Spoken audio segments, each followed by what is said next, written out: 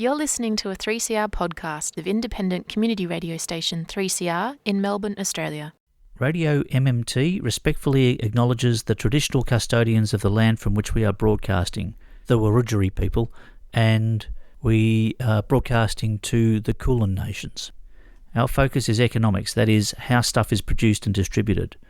We recognise that for many tens of thousands of years, First Nations people's connection to country successfully embodied the world's oldest continuous economy, which was catastrophically disrupted by genocide and displacement.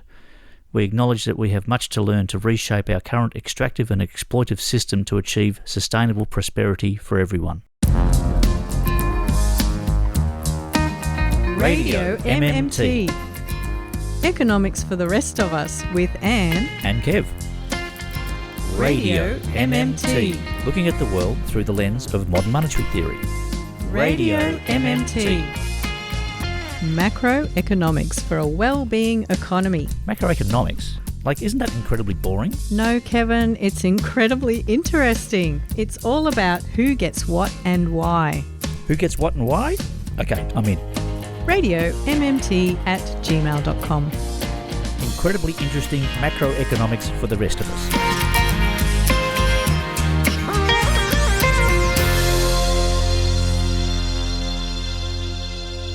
Well, hello to our lovely listener. Thank you for joining us for the next hour. I'm Anne, your host, and with me today I have a guest, Jackson. Hello, Jackson. Hello, Anne. How are you? I'm good. Thank you for coming to keep me company. Absolutely. The astute listener will have noticed there is a severe lack of Kevin today.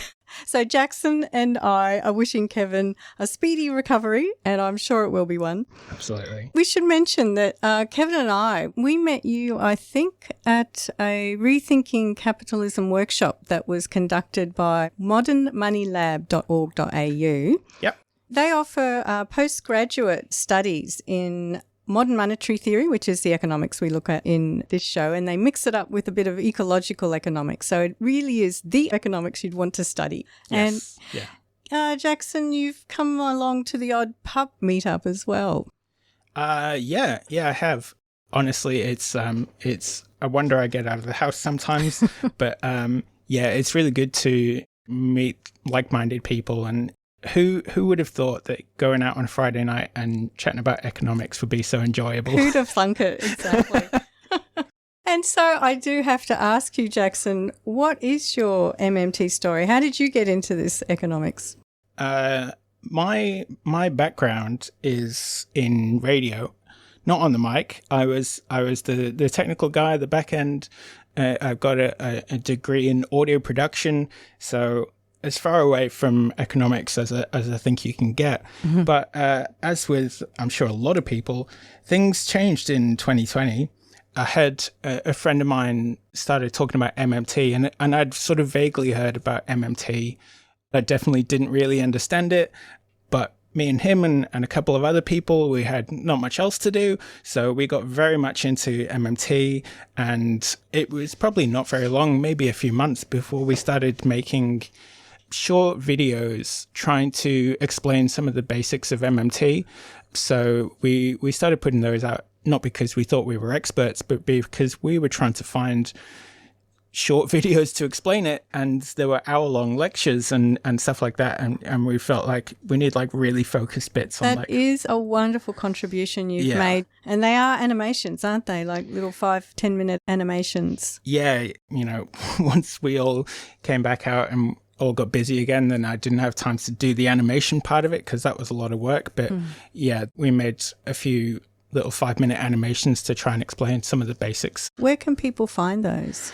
So they're on YouTube, Pegs Institute, PEGS. So there might be more in future, but well, that's so cool to hear you had the MMT lockdown. That's wonderful. Yeah. The lockdowns were good for something. Yeah. And speaking of visual media, the thing that we're all very excited about here in MMT land is MMT the movie that is coming to Melbourne.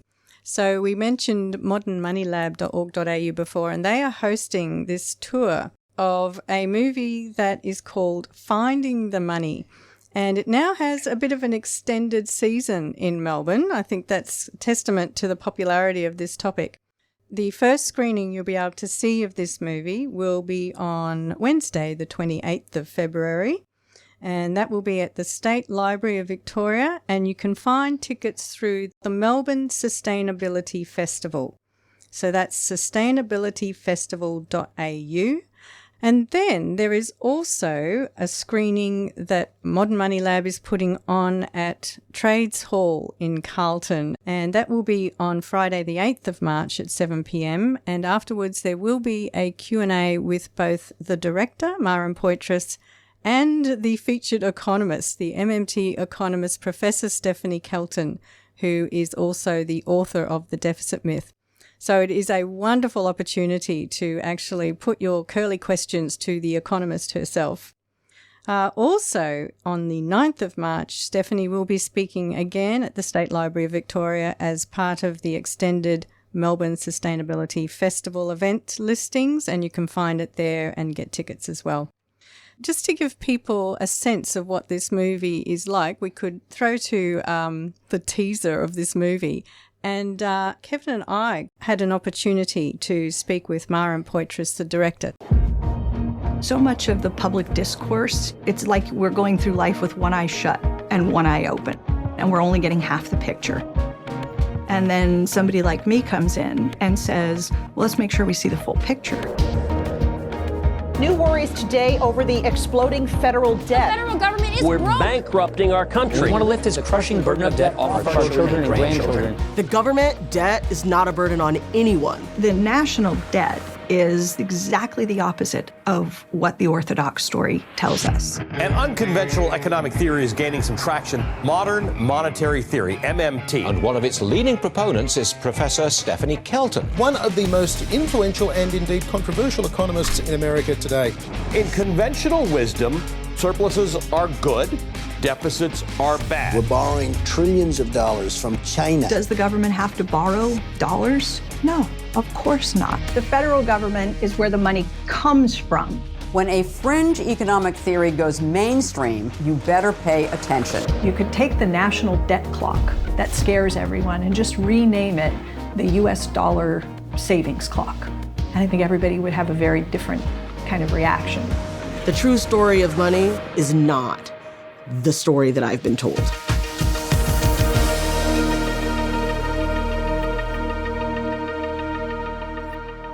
Kevin and I have been very excited that there is actually such a thing as a movie about modern monetary theory, or MMT. MMT the movie.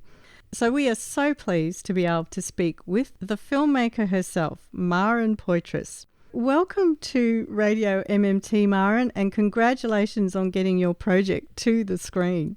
Thank you so much. So glad to be here with you.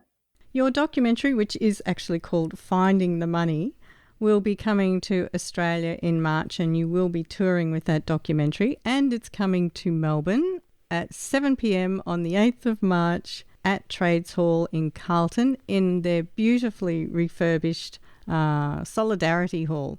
Now, your film has already had its premiere in America, and so before we talk more about the documentary itself and how you ended up making it, tell us about how the screenings are going and what kind of reception you're receiving so far. Really, really fun. It's a surprisingly fun film to watch with an audience.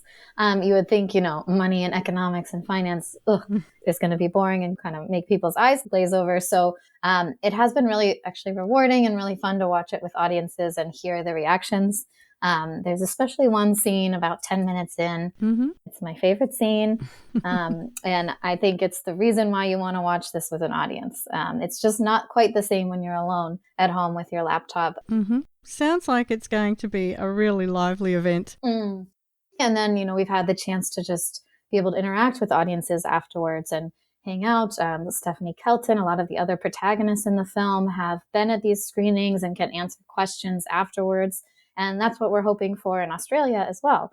And we're usually happy to stick around sometimes for hours afterwards. No promises. Mm-hmm. Because the film, the goal is to really lay a solid foundation to this theory and ideas and possibilities for the future. But there's a lot of questions that you're naturally going to have. And I did hear in a recent public lecture economist Randall Wray, who is one of the founders of modern monetary theory, this kind of economics that we're all talking about, he said, a picture is worth 1,000 words, but a documentary is worth 1,000,000 words. So everyone who is an advocate of MMT is getting very excited about this movie.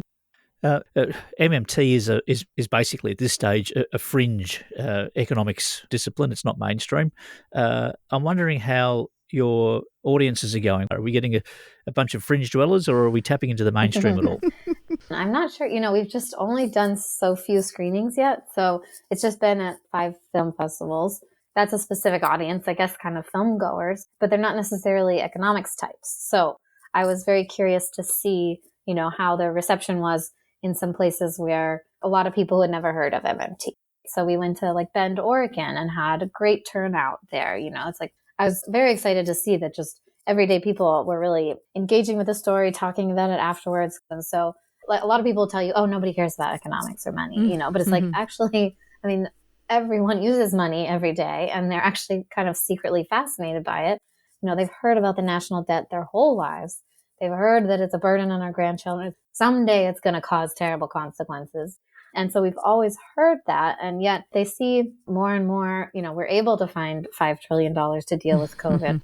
And so they're really wondering in the back of their mind, wait, like, what is the national debt? Especially at the same time that they know at some level, that the US dollar comes from the US federal government, or the Australian dollar comes from the Australian federal government. And so on some level they know that. And so it's like, well, why are we borrowing, to begin with, if we can just create the money? And they really want to know the answer. And I think that's a much broader audience than maybe some film executives might assume.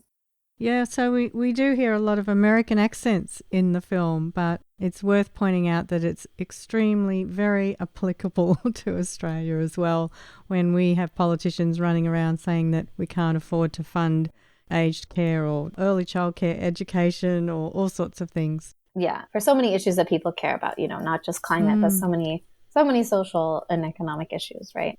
Just in terms of making a documentary, how's that process go these days? Is there a lot of travel involved? Are you just following around with your iPhone 10, or have you got a whole bunch of more gear? Tell us technically about some of the challenges of putting this together.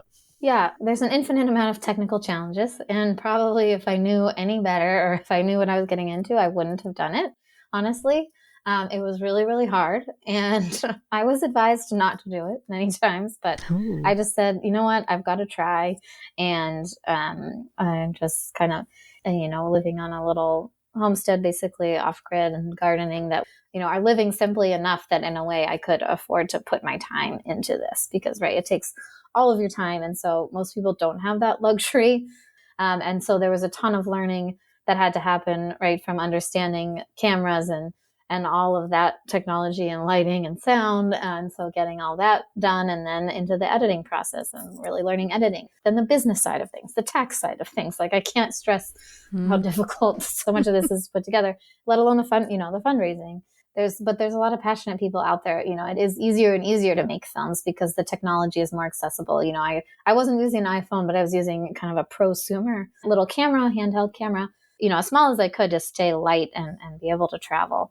Me just trying to just film a little bit off my little camera, just very, very bootstrapped, right? Very grassroots. And so that's the process, is just starting on my own, taking the overnight bus up there. And so, when I did a lot of interviews during the Stony Brook MMT conference, where I just kind of set up a little studio situation and filmed, interview after interview, 3 and 4 hour interviews for 3 days straight. As many people as we could cycled through during that weekend. Luckily got most of the shooting that we needed done in 2019, right before the pandemic hit. And then it's a long editing process of wrangling this complicated story. Filmmaking is a risky business in that you've got this huge commitment of time and resources up front, and you don't even have a guarantee that you're going to get to a final product. So I imagine that you're very careful about which topics you choose to make a documentary about. So, of course, I have to ask you, how did you get ensnared in MMT and then decide to go ahead and make this film? Yes, it has been a long process and a long commitment. it's just a lot of passion that has to drive you, because it is incredibly risky. Even when I have it complete, you never kind of know what's going to happen, or if it will be successful, or if you will ever get paid, and that sort of thing. Or at least break even. Yeah, breaking even would be great. I would be very happy with that. But, that being said, we're very confident and excited that this is one of those films that can break through and that can spread through word of mouth and gain that kind of grassroots interest. We know there's a lot of fans out there who have kind of been waiting for this story to be told. And that is partly the reason why I made it. You're listening to 3CR 855 AM on digital and on the internet. www.3cr.org.au. Well, re-listening to that conversation with Mara and I am impressed once again at how determined she was to make this film. I was thinking, Jackson, about how I was asking you about your MMT story and how you came to MMT. And I think we often find ourselves asking each other that because learning about how our monetary system really works is not something we are taught at school. No, certainly not. It's not something we grow up with, and yet we all grow up with money. So it's like, at an early age, we're probably given some money by our parents and we're shown how to use it, and we have the importance of it drummed into us, and we're told not to lose it and to keep it safe. And then we're using it every day, just about for the rest of our lives. So we all kind of assume we know what money is, but most of us never realize that there's this entire monetary system. And most of us will never even get to see all the moving parts up close and personal. So I think what happens is that, we're all left to fill in the blanks for ourselves, to explain to ourselves what money is. And we end up with these deeply ingrained stories that we've told ourselves. And in fact, we're kind of encouraged by the mainstream, especially the mainstream economists, to think this way. And so it's no wonder that we all end up with this distorted view of what money is. I think one of the main distortions is that we think of money as a physical thing. Yeah. Maybe one of your first experiences of money is when the tooth fairy leaves a coin under your pillow, right? Yeah. So why wouldn't you think that money is a coin, is a physical object? And the thing is, it is much more accurate to think of money as a monetary system, and these physical objects are just a very small part of that system.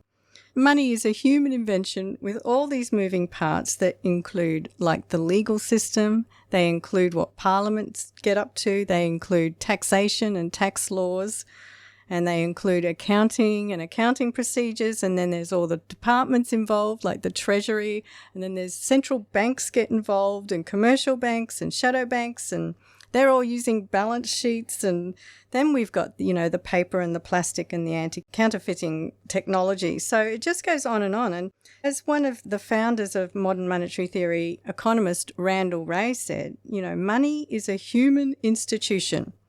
In other words, it's a set of rules that says how we're going to organize ourselves to act collectively. And so there's a lot more to money than just these notes and coins. Yeah. I always summarize it as saying that money is a legally codified accounting system. You'll start to get your head around what money is a lot more if you can let go of this idea that it's the coin that the tooth fairy bought you. Yes. That's an interesting phrasing, legalized accounting system. Yeah, absolutely. Yeah, because of course you can't just be creating money willy-nilly. There are very strict procedures on how that happens. I do need to mention as well, we are in February. And so, of course, because it's February, it is subscriber month here at 3CR. So if you think you might not be up to date with your subscription, now is the time to think about contacting 3CR and getting your subscription up to date. And you can do that by going to 3cr.org.au/subscribe. Or if you prefer to talk to someone, you can phone us during office hours on 9419 8377. And I have to say, MMT has found a very happy home here at 3CR. And, This is probably the only radio program that is dedicated to looking at the economy through modern monetary theory, and you will not find that on the airwaves anywhere else in Australia. It's well worth subscribing to 3CR, just, I think, to keep Radio MMT on the air. Are you a 3CR subscriber? We really need our listeners to subscribe to the station. It helps us remain financially independent and is an important part of our community governance. It's just $40 concession, $80 waged, $150 for a band or organisation, and $300 solidarity. Become a 3CR subscriber today. 3CR Radical Radio.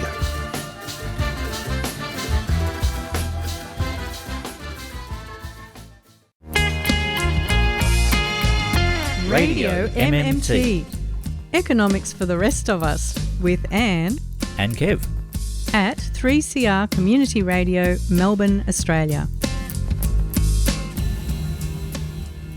And you're with Radio MMT. I'm Anne, your host. Today I'm with Jackson, and it's so lovely to have your company today, Jackson. It's lovely to be here.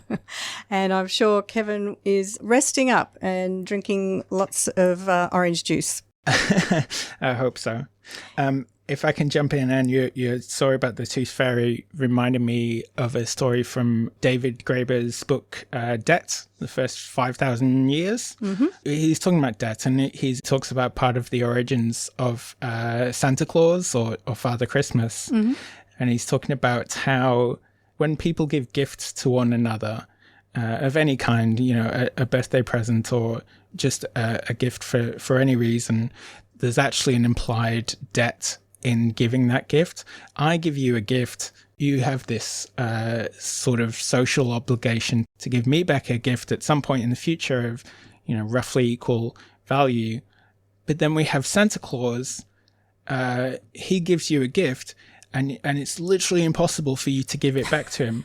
You gain something without incurring a debt to a magical man that comes down your chimney. There's so much to say about debt, and we will say it, Jackson, I think, because it comes with so much emotional baggage, and you just have to say the word debt and you start putting the fear of it into people. And economists are always talking about debts and credits, and it gets very confusing. But one of the ways I orient myself to the way economists are talking about debt, including how the MMT economists talk about it, is I always go back to this idea that money is an IOU. So money is a very particular kind of social agreement, and that social agreement is an IOU. And so this idea of an IOU, that reminds me, okay, there's an I, there's a U, and there's a transaction between them. And from the I point of view, the I has a debt, and from the U point of view, the U has a credit. And so people shift around when they're talking about debts and credits because they're two sides of the same transaction. And so sometimes people will refer to the transaction as a debt, and sometimes they'll refer to it as a credit. And so that's one way of finding your way through the confusion of all of this. I'm studying the Modern Money Lab course that you mentioned earlier, and one of the early subjects I did, there was a test question that was what is credit? And wait, are we talking debt? Are we talking credit? Which side of the coin am I on here? Exactly. I found that very challenging. Everyone knows intuitively what an IOU is, so I find that's the best way to orient yourself. Well, let's head back into that interview with Maren Poitras.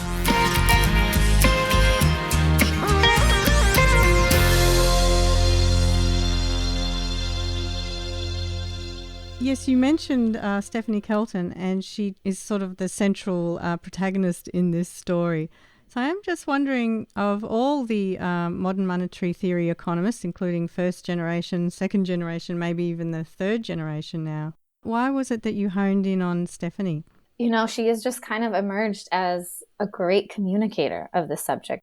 She didn't come up with it all by herself, and she wouldn't say that, right? Mm-hmm. Once Warren Moser and Bill Mitchell started getting on the listserv, the PKT listserv, which is kind of the origin story that many of them tell. And Stephanie was on that listserv as a graduate student in the 90s.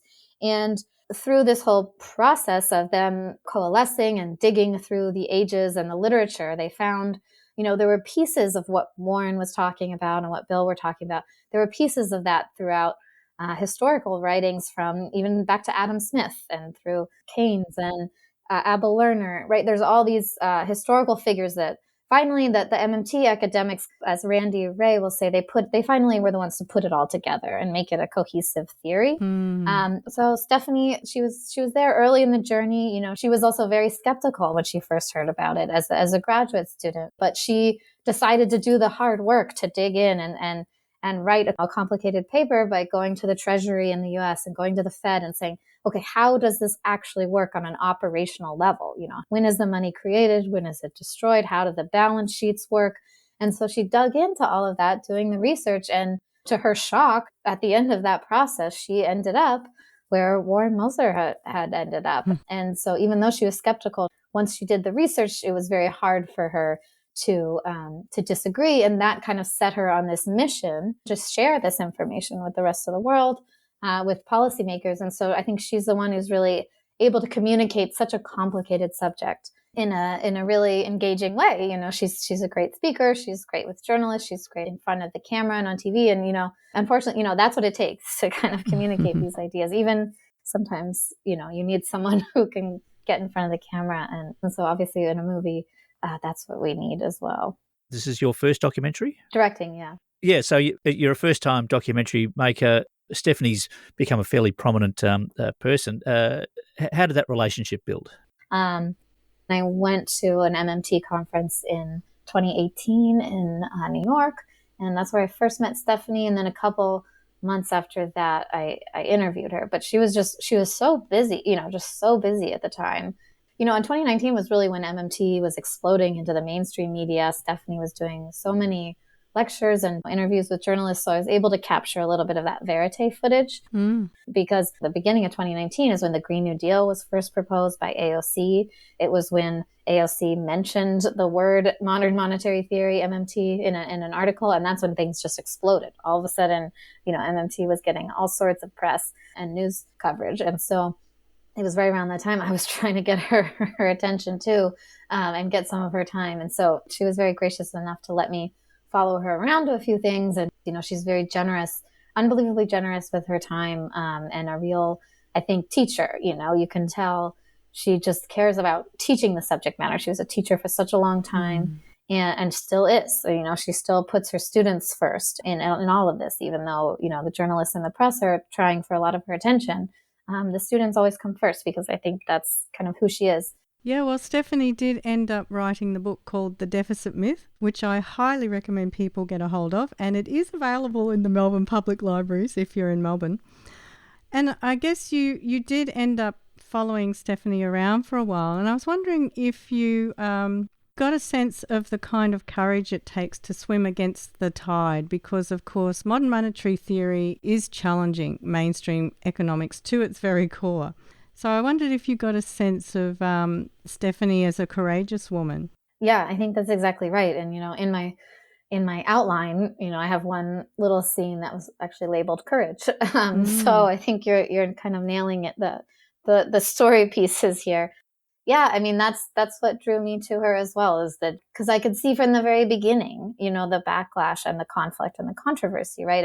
And what we see on Twitter, it's not the nicest. They're out there and they're trying to share their ideas because they care about influencing the public debate, because they decided, it's just a little too slow in academia to try to shift this entire field. But there's so much that kind of needs to change on a foundational level, they think, for mainstream economics, or needs to be replaced even.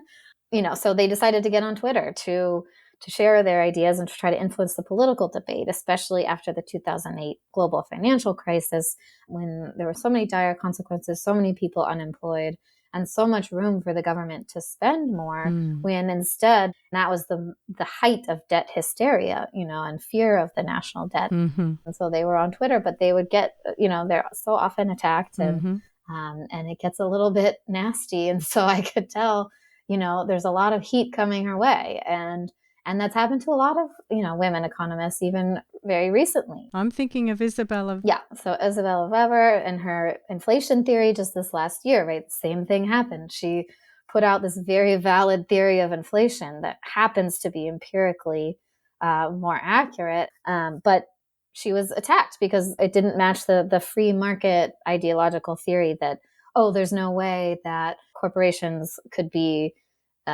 raising their prices just because they can't. They're not supposedly more greedy than they ever were before.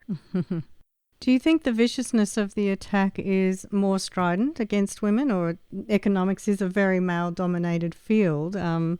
Maybe the punches are just flying around everywhere. Yeah, I think they are definitely flying around everywhere, but it is interesting, that there's this pattern of strong female economists who are really challenging the mainstream at its core. And it just happens to be a very white male dominated field. And, we have Isabella Weber, we have Stephanie Kelton, we have Kate Rayworth, we have Mariana Mazzucato. I think of those as really these kind of leading female economists changing the field, and it needs to be changed. And I think if your professional career is founded on, maybe what you won a so-called, Nobel Prize in economics in, and what you've been writing textbooks about for decades, if you have to go back and say, oh, wait, actually, some of those basic assumptions were wrong, or most of those basic assumptions were wrong. I think that's a very hard thing to do, even to admit out loud, let alone to even allow yourself to think that.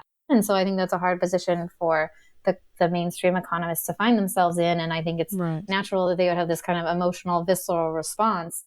So the movie, as we understand it, is predominantly focused on Stephanie Kelton. Were there any other figures or characters that caught your attention while making the documentary? Yeah. Like I said, it's such a group effort. And so it's definitely important to me to show some of the group. I always feel really bad that certain people didn't make it into the film. There is kind of, I think, a strong ensemble cast in the film. It is, of course, pretty American-based because I'm based in the U.S. And a lot of the folks coalesced at Kansas City at a certain time. And so I kind of focus on that as their hub. So we have, Randy Reyes in the film. We have Warren Moser. We have Lua Yule, who was a student and was based at Kansas City as well. We have Fadel Kaboub, who now is in Africa and, really focuses a lot on implications of MMT for developing economies. Of course, we have Matt Forstater, and we have Pavlina Chernova. We interviewed Nongo Sambasila from Senegal, but very unfortunately, I have to say, his interview didn't make it into the film. And so I'm really sad about that. Right now, even I'm grappling with trying to edit some extra scenes to hopefully even just post on YouTube after the film is released, because there's so much more that deserves to be in the film.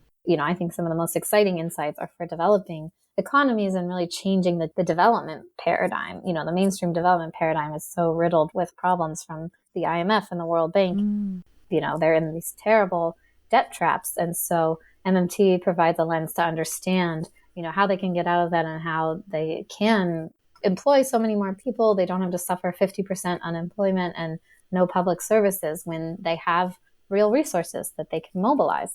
But hopefully we'll either release extra scenes or guide folks and help provide more resources on our website. And there's a lot of great podcasts and videos and articles and books that you can go check out to find out more. So that website that Maren was mentioning for her film is findingmoneyfilm.com. So you can go there to find out more about the film and those resources that Maren was mentioning. So there was a lot in there, Jackson, and I had a few favourite things that stood out for me. Maren was mentioning someone called AOC, and so in case you're not following American politics, AOC is the media nickname that was given to Alexandria Ocasio-Cortez, and she is a US federal representative in the Congress, and when she was elected in 2019, at the age of 29, she was the youngest woman to serve in the Congress. And, of course, she's a favourite of the MMTers because she has advocated for a federal jobs guarantee, which is a part of the way MMT looks at how you manage an economy. And AOC was also advocating for a Green New Deal, and you do need to look at the details of Green New Deals because they come in many shapes and forms. But the one that I think she was sponsoring was one that we would probably also agree with. And we also heard Maren mention Isabella Weber. And just quickly, Isabella is a German economist and assistant professor of economics at the University of Massachusetts in Amherst. And in December 2021, in an op-ed that she published in The Guardian, she argued that strategic price controls could help control inflation in bottleneck situations. And she was heavily criticised by mainstream economists, which, according to the New Yorker, made her the most hated woman in economics, which we would actually see as a guarantee that you're probably doing something right. Yeah, absolutely. Yeah. And Paul Krugman, who is he's a journalist and he's an author, and he's authored quite a lot of the mainstream economic textbooks that are used at university level. He called her truly stupid. For which he later did apologise. But anyway, it gets pretty nasty out there in the macroeconomic debates. I'm James Juniper. I'm an economist at the University of Newcastle, and you're listening to Radio 3CR. But Maren was mentioning how the origin story of the MMT itself, and she mentioned this thing called the PKT listserv, which back in the days, do you remember listservs? No, that's probably a bit before my time. Before your time. I think it was like when the web before pictures, you know. Yeah. But anyway, there was this post-Keynesian thought discussion list, and in the early days of cyberspace, that was where the heterodox economists would get together. And this is where Warren Mosler, Bill Mitchell and Randall Wray all first met around 1997. And Stephanie Kelton eventually got onto that list as well. And Warren was telling anyone who would listen to him about his insight. And of course, Warren was actually from the finance world, not the academic world. So he was a bond trader, and he'd seen up close and personal how this bond trading, or this trading of treasury bonds or treasury securities that are issued by the federal governments, he understood how they worked, and he was insisting that when the federal government was issuing bonds, this was not the federal government borrowing money. And everyone else seemed to think this was all about the federal government borrowing money. And even Stephanie herself was a bit unsure about what Warren was saying. So she went and did her thesis on this, and she looked under the hood of all these institutions like the central bank. And to her surprise, as Maren says, she came to the conclusion that Warren was correct. And it is such a fundamental point, because once you understand that the currency issuing government is not needing to borrow currency, then there's all sorts of implications that flow from that. And, you know, I was wondering, Jackson, how Stephanie got past the gatekeepers even.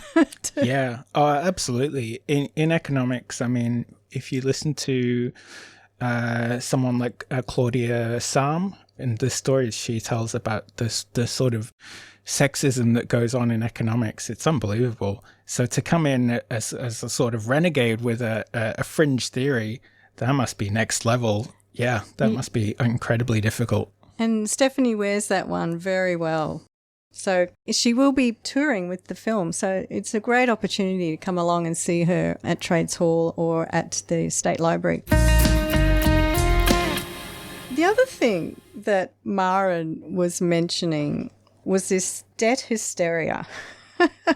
And as we were saying before, debt is this loaded word that comes with a lot of emotional baggage. And for sure, debt can be a scary thing. And for sure, we do understand that debt is something that can ruin lives and it can ruin businesses. And I think it's this personal experience of debt that the fearmongers are then using, because what we understand now through MMT is there is a very particular scenario in which you don't have to worry about being in debt. And it's only one entity in the whole economy that doesn't have to worry about having a debt, and that, of course, is the federal government. So the Australian federal government is the entity that is issuing Australian dollars, So long as its debt is in Australian dollars, it can always create the dollars to pay the debt. Now, that has not always been the case, and I'm not sure what you know about the history of this. I did see some passing comment that at one point Australia had debt in British pounds, and I think it was just after World War I or World War II. And so then they would have to worry about having that debt because the Australian federal government does not issue the pounds. So I feel like we're all traumatised. We've got this collective trauma at having this debt. I feel there's a lot of that, not just the sort of in economics realm, the politics realm as well. There's something awful happened decades ago, and we're still sort of feeling the aftershocks of that. And I'm sure the government debt is no different. Exactly. So the first thing to think about when we're talking about debt is this the very particular scenario where we're talking about the debt of a currency issuing government? The debt is in the currency that they issue, and they're also floating their currency. And if you've got that scenario, that's what the modern monetary theory economists call monetary sovereignty. So if you've got monetary sovereignty, debt is not a scary thing for you. Yeah. So what you need to listen out for if you're hearing people talk about debt is, are they talking about private debt or public debt? And when people are talking about public debt, they'll sometimes call it government debt, and they'll sometimes call it the national debt, which isn't quite correct because that's the public and the private debt. But we need to figure out who's got the debt and what currency the debt is in. And if we're talking about private debt, yes, that can be a scary thing, and that can in fact make economies more fragile. But if we're talking about public debt, particularly the debt of the federal government, then I think we can all breathe a sigh of relief and think, well, we don't actually have to be scared that the government's going to run out of the dollars to pay off the debt. So that's the first thing to think about. Is it public debt or private debt? The other thing to notice about the federal government debt is that, unfortunately, it is technically correct to call it a debt. Now, am I right on this one, Jackson? I was going to say, don't ask me. I think you'll find there's probably some people will argue it both ways, but yes, I think you can technically say you're right there. In the language of finance, when you've got something called a treasury bond or a treasury security, you can also call that, and get away with it, call it government debt. And that's because technically the government owes whoever's holding that bond, it owes them the value of the bond plus a bit of extra money that's called the yield or the interest. Yeah, so there's a promise to pay someone something, so it is a debt. But I think the people who would argue that the government that's not a debt would say, well, you didn't need to issue that treasury bond in the first place. Right. But since the treasury bond does exist, that is a debt. Yeah. So it is a debt instrument. And I guess the thing that distinguishes it from any other scenario where someone's issuing a bond, so corporations or state governments could issue bonds and they would in fact be creating a debt for themselves. The federal government is not creating a debt it can't pay back. And the other thing it's not doing is it's not borrowing when it creates that debt. And that's the main point. And that was that point that Stephanie Kelton finally agreed with Warren Mosler, that when the Treasury is issuing bonds, it is not the federal government borrowing money. Yeah. What is the debt? And I'm wondering if you want to have a go at describing what it is in terms of savings. Well, you can trade Australian dollars for a Treasury bond, but you can't take that Treasury bond and go and pay for your groceries with it. You can do that with Australian dollars. When the federal government or the RBA sells a Treasury bond, they're taking Australian dollars out of the economy, and when they pay it back with interest, they're putting that money back into the economy and a little bit extra. So I think the important thing to remember with Treasury bonds, or at least the thing that helps me, is thinking about which side of the ledger has Australian dollars, who's receiving Australian dollars, and and who's giving Australian dollars? Which way is the money going? Right. The other thing I think about with the debt is, like, where are these dollars coming from that are being turned into bonds? And correct me if I'm wrong on this, Jackson, but okay, let's say if I've got a bank account and there's $100 in my bank account, a deposit account, and then you've got a bank account, say at Westpac, and you've got $100 in your bank account, and Kevin's sitting there and he's got $1,000 in his Westpac account, and 3CR might have a business account and they've got $10,000 in their bank account if you subscribe this month in February. So all those deposits, what happens is the banks kind of throw them all together in a big pool, and then they will use the majority of those deposits to buy bonds. So when you step back and look at the big picture of the economy, what you're seeing is that the savings of all the different people and all the different businesses, most of those savings, little did we know, most of those savings have become bonds because the commercial banks like to buy these treasury bonds because they're going to earn a little bit more money on them than they would if they just left them sitting there as cash. Yes. So we should think of the national debt as the savings of the entire economy. And once again, we can all breathe a sigh of relief.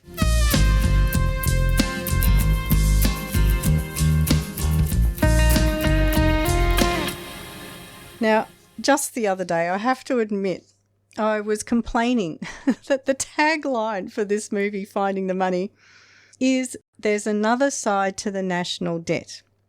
And I thought back to pre-MT and I was thinking, you know, I wouldn't have given a second thought to the national debt. And if I did, I probably thought, oh, well, I guess it is something that'll have to be paid back someday. It's this horrible problem that's looming out there on the horizon somewhere, like all the other problems that are looming out there on the horizon. But it's beyond me to figure out how we're going to pay this thing off. So I'm not going to worry about it. So I was thinking, well, who even cares that we've got a national debt? What kind of a selling point is this for a movie?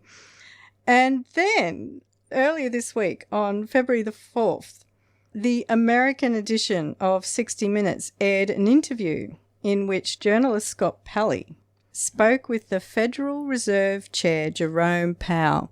So that's like the American version of a central bank. So he's the chair of the central bank.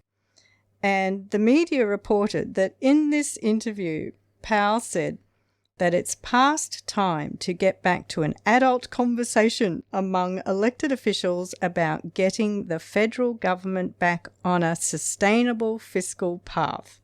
Translation of sustainable fiscal path is, I think he's saying that the government has been spending too much. So, of course, whenever you hear that word fiscal, we're talking about the spending and taxing that the federal government does.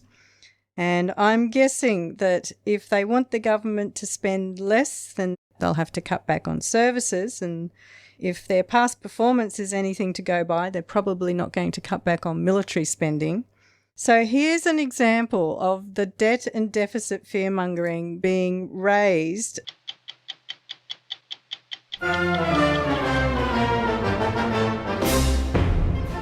Another economic hangover after the pandemic is a sharp increase in the national debt. 30 years from now, it is projected to be $144 trillion, or $1 million per household. Gentlemen, pray silence for the President of the Royal Society for putting things on top of other things. Jerome Powell, the chair of the Federal Reserve. I thank you, gentlemen. This year, our members have put more things on top of other things than ever before. But I should warn you, this is no time for complacency. The U.S. federal government's on an unsustainable fiscal path, and that just means that the debt is growing faster than the economy. There are still many things, and I cannot emphasize this too strongly, not on top of other things. You know, we're borrowing from future generations. I myself, on my way here this evening, saw a thing that was not on top of another thing in any way. Shame indeed. I have the sense this worries you very much. It's time for us to get back to putting a priority on fiscal sustainability. But we must not allow ourselves to become too despondent. But is the national debt a danger to the economy? If there was not one thing that was not on top of another thing, our society would be nothing more than a meaningless body of men that gathered together for no good purpose. This year, our Australasian members and the various organizations affiliated to our Australasian branches put no fewer than 22 things on top of other things. RBA Deputy Governor Michelle Bullock says our unemployment rate will need to rise to 4.5%. That's to tame inflation, so the unemployment rate's got to rise. Well done, all of you. But there is one cloud on the horizon. How do you assess the national debt? In this last year, our Staffordshire branch has not succeeded in putting one thing on top of another. Therefore, I call upon our Staffordshire delegate to explain this weird behaviour. Well, Mr. Chairman, it's just that most of the members in Staffordshire feel the whole thing's a bit silly. I suppose it is a bit. What have we been doing wasting our lives with all this nonsense? Right, okay, meeting adjourned forever.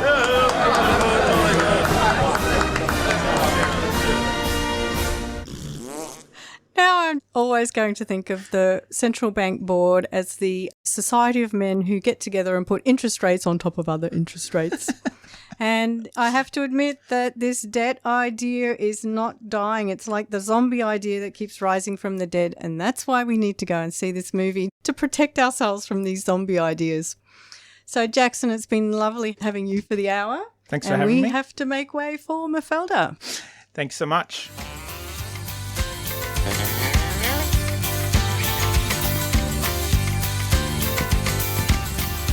You've been listening to Radio MMT with Anne and Kev. We'd love your feedback. Email us on radiommt@gmail.com or search Radio MMT on social media. Listen to this show anytime, wherever you get your podcasts, or on 3cr.org.au/Radio MMT. Support this show and the station by subscribing to 3cr.org.au and mention Radio MMT. We thank all our guests. And we thank economist Professor Bill Mitchell and his mmted.org, educating the masses on modern monetary theory. And thank you to our listeners for listening. And I thank you, Kevin. And I thank you, Anne. So what's planned for next week? Kevin, there is still so much to talk about. We've got to expose all this rotten economics. Well, no, that's good, and I get it. Do you reckon we could use a bit more music? Well, I made a list of all these terrible economic theories. Like, I've heard of the theory of comparative advantage, or the quantity theory of money, or the loanable funds theory. Have you heard of a band called Single Gun Theory? Like, they're a really good band. I'm sure there's a whole range of, like, macroeconomic music that I could bring into the show. Yeah, but we really need to do marginal productivity theory, not to mention the natural rate of unemployment and the money multiplier. You've got a pretty good singing voice. I play bass. Bill, he plays guitar. I reckon we could form a macroeconomics band. Like, we could deliver this whole message by music. Well, we could call the band the permanent income hypothesis, or the Ricardian equivalence, or rational expectations. I think we're onto something here. We're trying to make macroeconomics more interesting to the masses. We're going to form this band and sing it to them. And we're going to bring the economists in. We're going to get music.